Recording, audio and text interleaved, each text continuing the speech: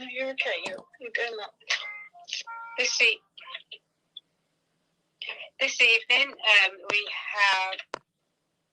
have Dr. Seshni who's going to be talking about how racism impacts on individuals' mental health. So, welcome, Dr. Mudlaya.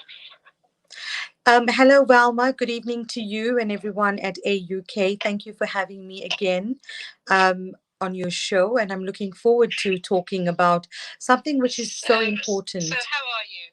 I'm doing really well, absolutely well, and coping with the pandemic and hoping that things are going to resume to almost normal life soon.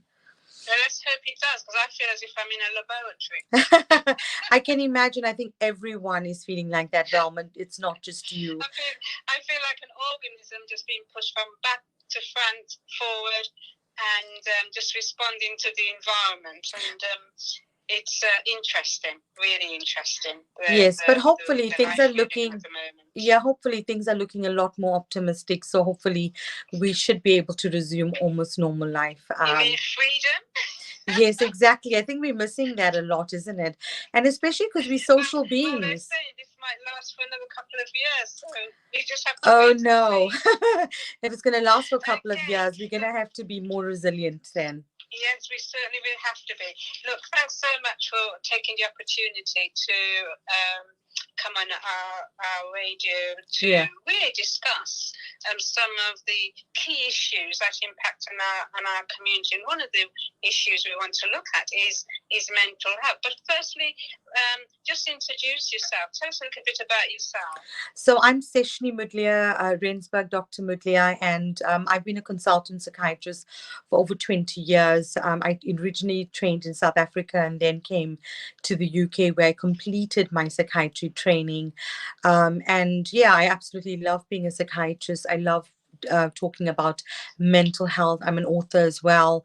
And as you know, through your introduction, I'm also a regular on Hospital Radio Bedford. So, and on the side, I also run a Happy Doctor's Kitchen.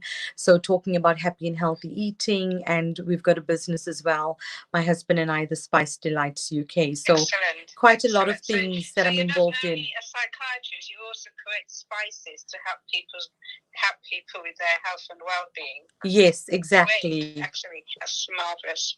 Okay, thank you. So let's.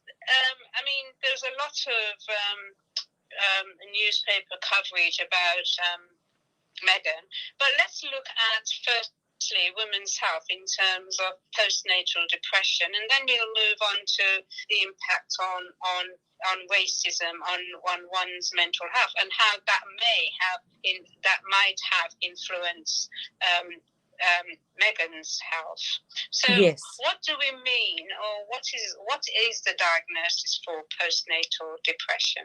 Yeah, very important and very good question. It's postnatal depression and postpartum psychosis, or the perinatal conditions, is actually more common than we actually realize. So I use the word perinatal and I'll distinguish it from postnatal. So postnatal depression, as you asked, Valma, is usually the diagnosis is made when someone has just given birth and she then develops depression, and that can start anything from 2 to 4 weeks after her pregnancy, after she's delivered, or it can continue up to 6 months or a year. So we can diagnose postpartum or postnatal depression. So post meaning after the birth or after the delivery. So the symptoms would be exactly like how you would get in terms of a depression, but just a bit more severe. And obviously the risks are more because you're not only thinking about the mother, you're also thinking about the baby or the newborn. So that's where the huge concern is. So it's not just your normal typical depression. So I think what happens is moms become sad. And then when you talk about postnatal depression, we must also distinguish it from postpartum psychosis or postpartum blues. What's the difference? Yeah. So very important. So postpartum blues is something on day 3 or 4 of a woman giving birth, you'd start to feel a bit teary and overwhelmed, because giving birth itself and also the change of the hormones, it does make women feel a bit low. And I think almost all of us would have experienced something like that, postpartum blues. It's part and parcel of every woman that's delivered and had a baby. But usually that, just it only happens for a few days, maybe 2 or 3 days, and usually it gets resolved. As So can I just ask, is that to do with oxytocin? Because oxytocin helps with, mood, doesn't it? But it's Yes, also something that helps us with the delivery of the baby. So yes. is it the fact that oxytocin becomes much lower and at that time of the birth? Yes, it's a combination of that. So it's a combination of the oxytocin, is something that is released when when we something pleasurable activity, and obviously it decreases when you've given birth. And then the other thing is about prolactin, the pregnancy hormone, and all the other chemicals and hormones in our body. What happens is there's so many changes going on, that and there's a sudden decrease in some of the hormones that results in this irritability and sometimes change in mood, fluctuating in mood, and tearfulness. So this is what happens as a result of all those hormones. Oxytocin definitely plays one part of it. Then we've got serotonin, dopamine, and all the other neurotransmitters. But definitely oxytocin would be one of those ones. And just coming to the postpartum blues. So usually if we had postpartum blues, it would really usually resolve quickly. But if it continues, and if a woman continues to not be able to cope with the pregnancy, so there's a lot of risk factors. So a first-time mother would be at a higher risk of developing postnatal depression, or if they've had a past history of depression, if there's a family history, if they've had a difficult or traumatic birth, if they've been under some sort of stress, or financial difficulties. There's so many different factors that can actually result in why a woman will develop postpartum depression. And you must know, when a woman gives birth, Valma, for the first time, and if it's been a traumatic delivery, it can affect the mum, especially if she's having to cope with being a mum for the first time and then having to deal with having delivered a baby as well. So it's a combination of a lot of biopsychosocial factors. So it's not just related to maybe the social circumstances. It's a lot to do our mind, body, and yeah. our And I suppose sleep deprivation is another cause as well, because yes. if a mother has to wake up every quarter of an hour or half an hour to feed the baby, particularly if they're breastfeeding, that's quite stressful, especially if you don't have someone around who can support you with that. Exactly. So the social factors will be looking at sleep deprivation, looking at disturbance of the diurnal sleep awake cycle, where they have to get up late at early hours of the morning to feed the crying baby, and pacify a crying baby half asleep themselves. And then also having to the other social factor, as you pointed out, is lack of support. So if you don't have, and especially like in the UK, if you think about it, or a lot of people that are immigrants that have come to this country, or in other countries that are immigrants, you don't have that support that you would have had if you were in your own country. I know certainly I've had 3 pregnancies and I had very little support in terms of my immediate family being around. So it's looking at all those factors that do play a role. Also having underlying mental illness, as I said, bipolar affective disorder, underlying schizophrenia, and depression, anxiety, OCD, all of these can also affect a woman to develop postpartum depression. And just saying, postpartum psychosis, on the other hand, is where a woman loses touch of reality. It can become very serious, and we get situations called infanticide, where the woman actually has serious thoughts to harm a child and ends up harming her baby. So it can get quite serious. So in all the postpartum conditions of high risk. What would be, you just said something very important there, where a woman can, after pregnancy, want to hurt her baby. What would be those symptoms, Yeah. or signs that that the mother has adverse relationship with the baby? What would be those symptoms? Well, it's really very important, I must say, that especially during the first few days of delivering a baby, that the women are supported by the mental health teams, or if they have had a previous underlying mental health problem, or by their GPs and district nurses. And the reason is because the symptoms and signs of postpartum depression and psychosis can occur very quickly and very rapidly deteriorate, to the extent, as I said, can be quite serious. So the symptoms of postpartum psychosis is where a woman loses touch of reality.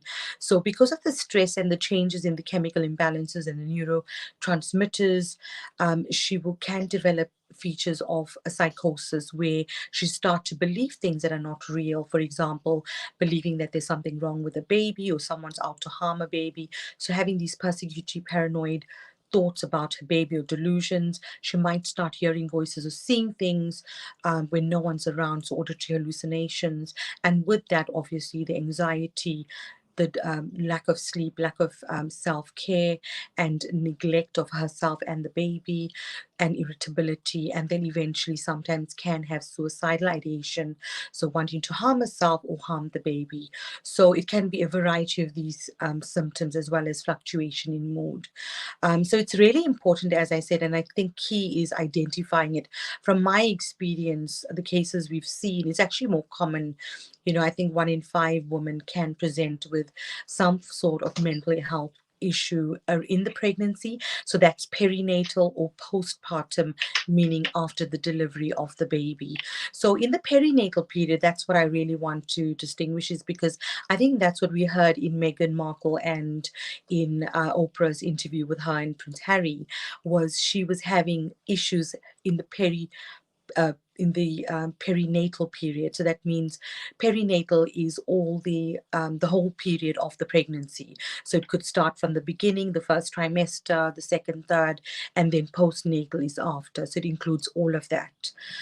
So that's what I just wanted to distinguish. So all the conditions that I spoke about, depression doesn't only occur after the pregnancy, it can occur in the pregnancy. So we do commonly see women having depression, having anxiety, so intrapartum or while they're pregnant, during the perinatal period or early stages of their pregnancy, whether it's first, second, or trimester, they can present with mental health conditions like depression, or severe depression with suicidal ideation, anxiety, OCD, bipolar affective disorder, and a number of other mental health conditions. Right. So in terms of Meghan, I mean, obviously, feeling that she's being discriminated against or racism. I mean, there's a lot of research that indicates that racism can impact on one's mental health and cause depression. And I certainly have experienced being discriminated and also having a bit of depression from it. So, but I don't think there is enough talked about in terms of the reality of racism on one's mental health. What's your perspective on that? Because we do see anxiety. Some research I've looked at by Mackenzie talks about severe mental illness, impact of racism, both conscious and unconscious, and they related to societal, socio-economic situation that causes psychological and physiological ill health. Yes, I mean, definitely. I mean, like the information that you've provided, Valma, is really important. There has been lots of studies being done, lots of the looking at socioeconomic, the effect of being immigrants, and also the effect of mental health conditions. And there's a correlation with mental health and with racism. So mental health does have an impact on racism, and we definitely saw that. I just want to talk a bit about Meghan Markle. So I think all the eyes were on Meghan Markle, Prince Harry, and Oprah when they gave that talk, the 2-hour-long talk on ITV on the 8th of March. And I think it's something I could relate to, as you've just said you could relate to it as well. And it was really shocking because of the impact of the racism that she experienced, which I don't think any of us in the world was prepared for to hear, because it is a reality. It's something we've all experienced, but then to hear it, in front of you, it was so very close to home for me and for a lot of people after I put it on my social media. So, I mean, Meghan Markle, there was a variety of different ways in which she experienced racism. Obviously, I think one of the things being pregnant, and I think what she said, what they said, there was concerns and just conversations around what the color of the child would be, and that's how dark. Absolutely appalling, isn't it? I mean, for them to even consider asking that sort of a question, that in itself to me is racism. Yes. And a racist question to ask. Yes, I mean, I think some people were trying to debate it and say, obviously people will speculate, how dark the color of the skin of the child is going to be. No, it shouldn't. It's a dual relationship. It's a relationship, a mixed marriage relationship, and it doesn't matter what color the child comes out. It's a question that shouldn't have even been thought of. Exactly, and I think I could relate to it. When she said that, and when Prince Harry said, there were conversations about this, of how dark the color of the skin the baby would be. I was shocked, and it took me back to when Archie was born. Prince Archie, because I was actually in Windsor, and I was in Windsor, and I was interviewed by a few TV stations, New Zealand TV, and I have all the interviews, and the atmosphere there, Valma, was so different because everyone was so excited. This was Meghan and Harry's, the Sussexes' first baby, and everyone was so excited. There was not one mention about the color of the skin. Everyone was so excited and celebrating it.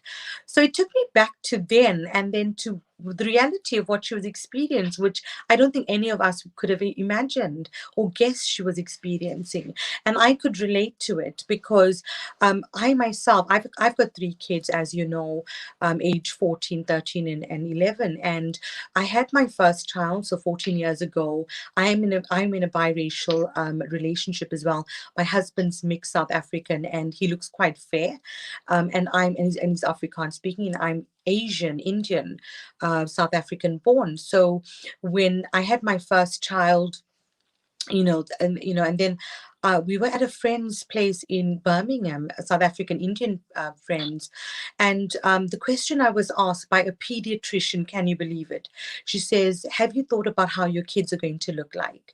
And I was shocked. So I just had my first child, and I was pregnant with my second child because I had my kids quite close, 18 months apart, and I was shocked. I never imagined that I would be asked such a question, because even for myself, being in a mixed race relationship, I never saw him as not being Indian or not being the same as me, or it was never a question of race or color.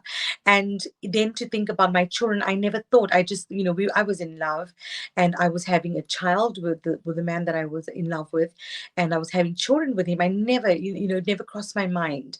But here I was faced with my community, discussing it to me, discussing it in the open and talking about it. And it was a pediatrician that told me this, and I was so shocked. And when Meghan said that, it brought all those memories back. And that's one of the impacts of mental health and racism, is discrimination, bullying, depression and suicidality, which we saw with Meghan, PTSD. She must have felt completely isolated and alienated for during the process. But who would she be able to talk to? And if she wasn't getting the support, that in itself would have a detrimental impact on your health if you felt that you are being alienated. Well, unfortunately, I'm so sorry. Animals, yeah. I'm so sorry. I felt so bad to know myself as a professional was not even there to help her, because I felt so helpless that she had to go through it alone. Because she said, I just didn't want to be alive anymore. I And know. it was frightening. She said that I've never felt this way before, and I needed to go somewhere. I needed to get help. This was very clear and it was very scary. I was told that I could not get help, that it wouldn't be good for the institution. And I said, I need help. And she said they went to the higher or the elderly people, and she went in to ask for help, and they refused to give her help. They said their heart goes out to her, but unfortunately, she could not get any help.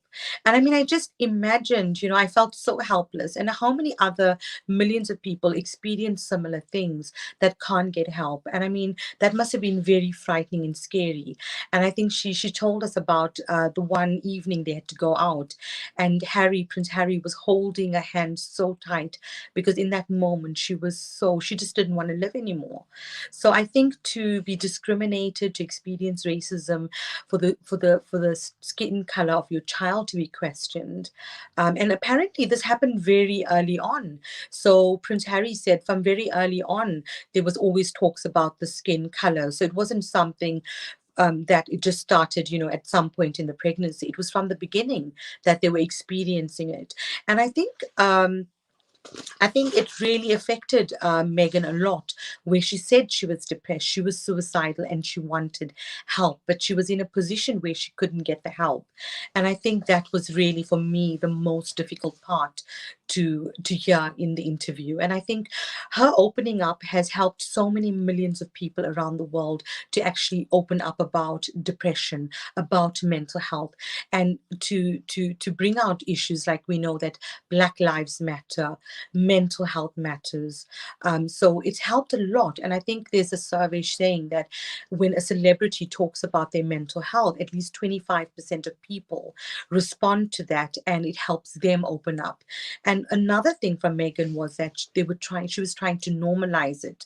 She was trying to normalize mental health, so that normalizing that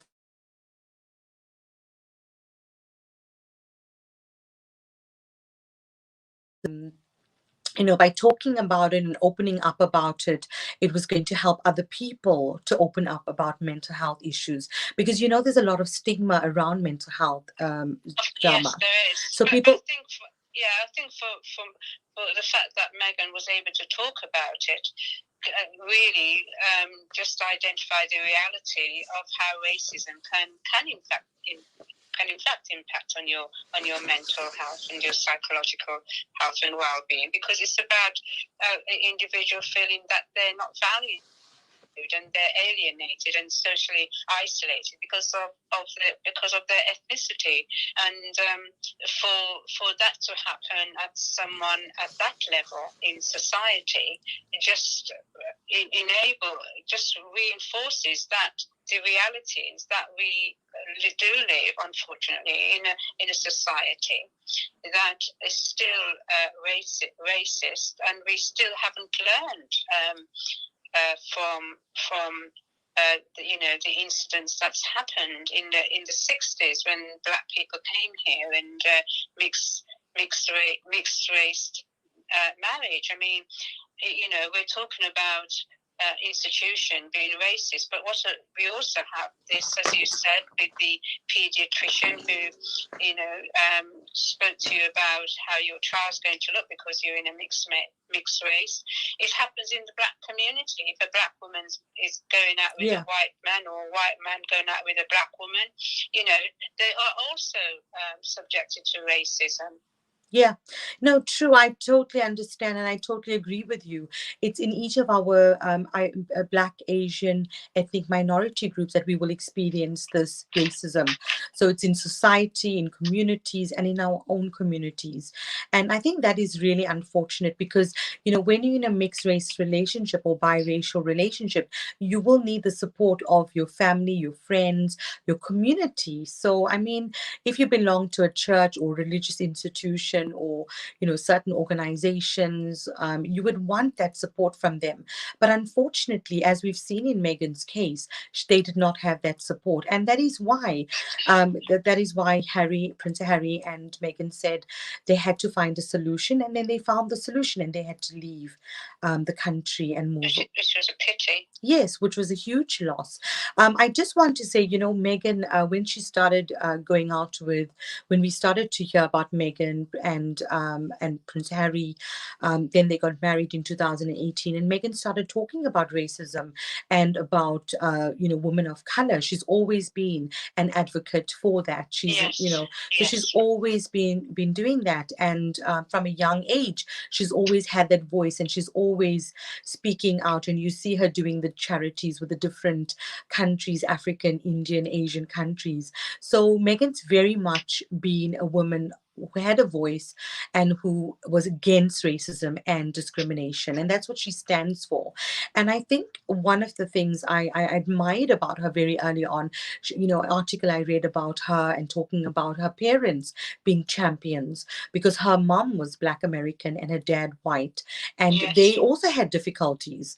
So she remembers her mom and the racism that her mom experienced. And Meghan experienced it as a child. She experienced it with her parents. She gave an example about a doll, black and white doll, and a box that she had to tick on on a form at school, and she cried because there was nothing for her to tick, so she didn't know which box she fitted into. And well, I know that when I worked with the public health, Bedfordshire Public Health, when I was responsible for developing the ethnic monitoring within the GP practice, and I had to speak to the director of public health at the time to say that no person should have to choose which colour they want to be because of the way the categorisation was made. So there was no you had to either choose black or white, and I said it's unacceptable because there's what you're saying to an individual that you had to choose what colour you wanted to be. So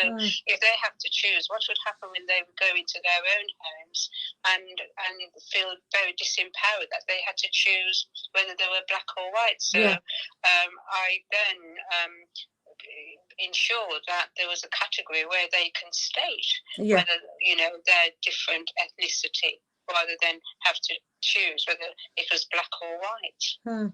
Well, I mean, thank you for doing that, Valma, and acknowledging that, because that's a situation a lot of our kids will be in. They wouldn't know which category do they fit in. And like we heard with Meghan and Harry, is why should it matter what the color of the skin or how dark the skin is going to be? Or, we, at the end of the day, we are all equal. And this is what it's years of racism. I come from South Africa, and Nelson Mandela had been instrumental in fighting for racism, and he's still an icon and a legend and a hero for all of us, because coming from apartheid era. So racism is something we experienced, Group Areas Act racism. You talk about South Africa, we know what it means to be to experience it. But going back to Meghan and her parents, she called them champions, and I've always admired that, and I think that's what she and Prince Harry are striving to be. And I think the other impact of the mental health issues on Meghan was so huge about the tabloids, because there's definitely a difference. Oprah showed about how, if Meghan ate an avo, how different it was portrayed from what the other royals were doing and eating an avo, or or holding their bum, how different it was portrayed. So from the outset, there's definitely a lot of attacks on Meghan from the beginning. And I think that became a bit too much as well. So I think for Meghan, for a lot of us, the racism we experience might just be very sort of slight undertones. We might experience it in our workplace, in the schooling, at supermarkets, or when we apply for certain jobs, certain places we would experience it. I think, but for Meghan and Harry, what was huge was it was out in the open, that it was being done openly, and there were openly being discriminated and alienated and belittled and picked on. So I think there was a lot of bullying and all of that, and I think it impacted on her to such an extent that she could not cope with it, because she said, Yes. this is like nothing I've ever experienced before, and she wanted help. And when you're in a position like that, when you've been like, she's been a successful actress, Hollywood actress, and then she comes into the royal family, and then to be discriminated, and then and while she's pregnant, you can imagine the stress that she was under. And Yeah. then to the Yeah. extent that she experienced suicidal thoughts. For me, the first thing was that she was severely depressed and she needed help. So I think it was even worse. So I think for her, having all of that, not just the family, not just the institution, not just, being pregnant, she had then the whole world looking at her and people talking about her, and Yeah. and we know how bullying and discrimination, alienation, how all of that can impact on you. So, and I think, But yeah, I mean, Meghan, it's awful, absolutely appalling. But we also have racism, in fact, on the football ground, with yes, footballers being subjected to yes, racism and being called appalling names. And I could imagine their mental health is affected as well, in yeah, terms of having to go onto the football pitch and be, and banana skins being thrown at them, and have to be subjected to that. yes. I I think don't it think happens. It society happens more. realise It happens. the extent It that. happens more commonly than we think. And I think, when I reflected on the question the pediatrician asked me, the question was, what, have you thought about what your kids are going to look like? And no, I hadn't. But then I think about, looking at the effects of being mixed race and being in communities and being in schools, being called a packy. I know there was an incident where my son and someone even myself, I was few times I've been asked, are you a Paki, or what type of Indian are you?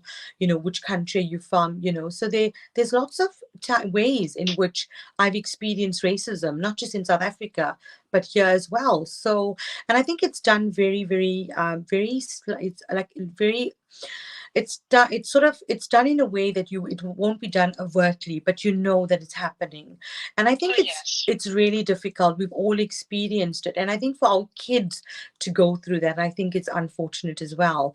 And when George Floyd, Once you're talking about children, because obviously mixed race children can also have to go through this yeah, this racism from yeah. both communities.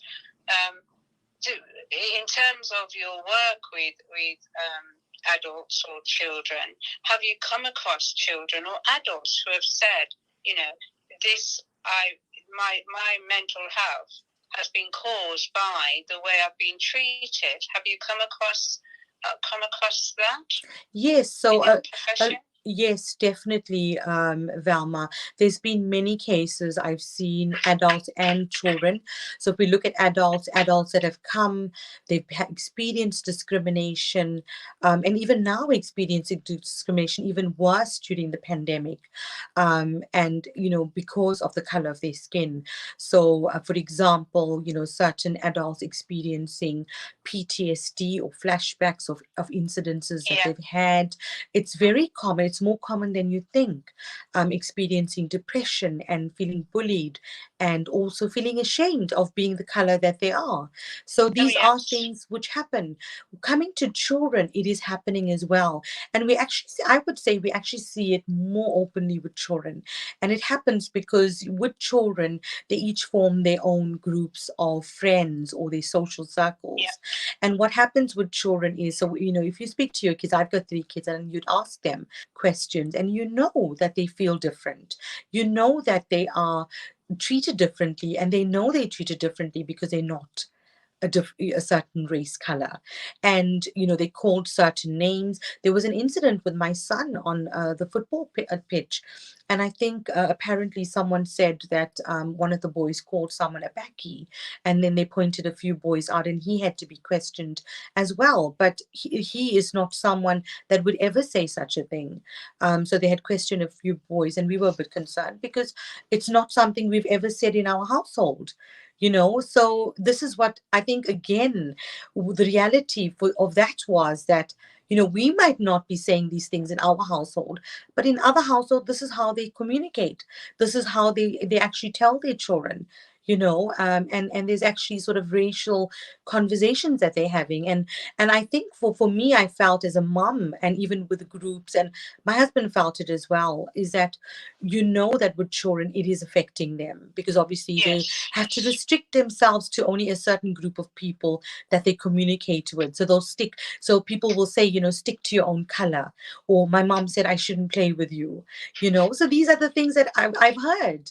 And when COVID came out, there was a Chinese girl, and we were all, we went for I think it was netball practice for my younger daughter, and everyone was talking to everyone, but the Chinese lady, no one spoke to her. And this was very early on in the pandemic, so you could see there was already sort of racism in that regard. So it happens more commonly than we think, and it's unfortunate. And I think children need to be protected, so we need to have these conversations with our kids. If anyone's experiencing racism, you need to speak to someone you trust. You need to also be able to talk to your GP if you experience any symptoms of depression, anxiety, suicidal thoughts, feeling that you are being targeted and bullied and belittled, and you're feeling ashamed of yourself. Because when it comes to that point, you need to realize that none of us should feel ashamed because of the color of our skin. And if you start to experience flashbacks or PTSD symptoms, you need to get help. We are fortunate because there's access to mental health services. There's also access to there's a community of BAME and ethnic minority counselors and therapists. That there's a network for them that you can look up. You can check online. So there is a lot of support and help for people. Obviously, other organizations like Mind, Mental Health Matters, Childline, these are other organizations that we can get help if we are concerned that someone is being bullied. Do you think organizations such as the organizations that deal with children really have the expertise to be able to work with children who are discriminated against and feel rejected by society? Do you think they really do have the expertise, the knowledge, and to be able to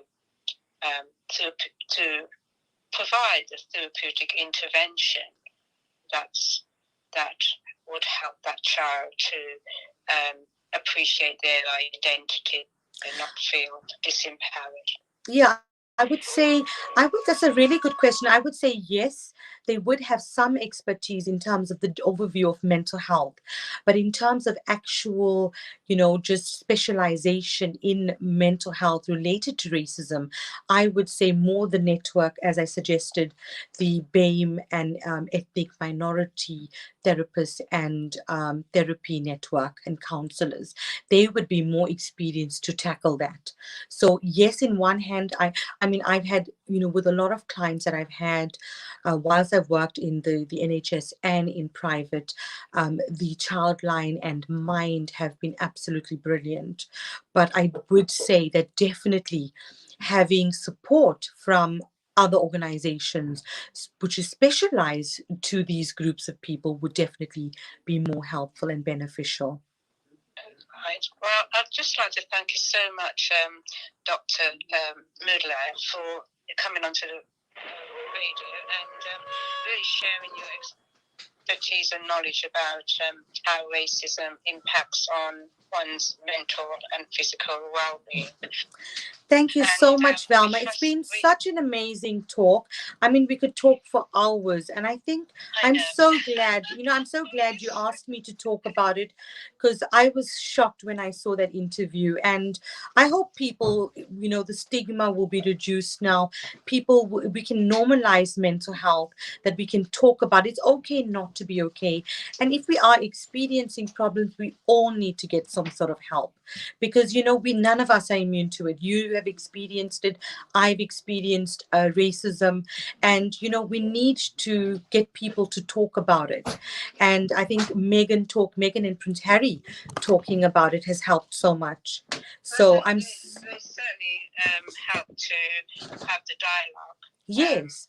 And I think, it's really helped so much for so many people because there's evidence to say that through their talk, it's helped people come out. And, there's more awareness now about mental health, about how to contact different services. And people are not scared now to talk about it. I mean, I think it was so brave of her to go on, on the whole world and tell the whole world how she felt, that she just didn't want to live anymore. And I mean, that took a lot of courage. And I'm so grateful to her, Prince Harry, and also to Oprah for doing that interview because a lot of us have benefited from it. So, really, it was such a powerful interview. It was needed. It was needed, yes. And it was the honesty and transparency that's needed. Yes. So that's what they were able to put within the public domain. Yeah, and just in conclusion, yeah, just to say, I mean, I have nothing against the royal family, but obviously they issued a statement saying that they are taking the racism concerns, they are taking it seriously. So obviously, hopefully, we will hear about what their take was on it and in what context Meghan felt the way she felt. But definitely, from what we've heard from both Prince Harry and her, there was racism. It was there from the outset, and the institution, the firm, the family, they did not feel supported by any of them. They did say that these conversations were not part of the Queen and Prince Philip, but however have not mentioned who it was. So we don't know who has made these these conversations or spoke about race and color. And I think the other important thing was even the title of the baby was taken away or wasn't even given because of that. So I think there was so much going on which we don't really know about, and hopefully the truth will unfold and will set everyone free. And Meghan and Harry will and Archie and their new brother or sister will be able, so I think it's a sister, so hopefully the new baby will be able to live happily ever after and have the fairy tale which they want, without the added pressure of racism and the effect on mental health, which did clearly affect Meghan a lot. Right. Okay. So and sorry, and one more thing I did forget to say is, mental health with the royal family has been so important because, I mean, Prince Harry has always spoken about mental health and the grief that they suffered when Prince Diana died, and they've always spoken about it. Whole nation grief as well. Exactly. I mean, we all up till, I mean, up till today.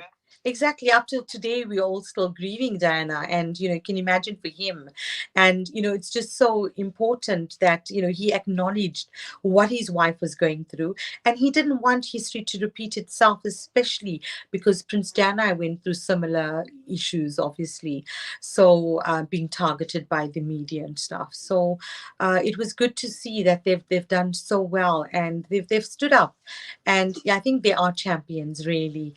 As Meghan described her parents, I think Prince Harry and Meghan are champions, the Sussexes, and hopefully, I think a lot of us are going to benefit from it. And I'm so excited to hear about the new baby and about how they will be, continuing with their family and with if they hopefully can continue with royal duties. So we'll see what happens. That'd be good. So you take care now. Thanks very much for your input. Thank you so much, Valma, and for having You're me. welcome. Take care now. Thank you so much. Bye-bye.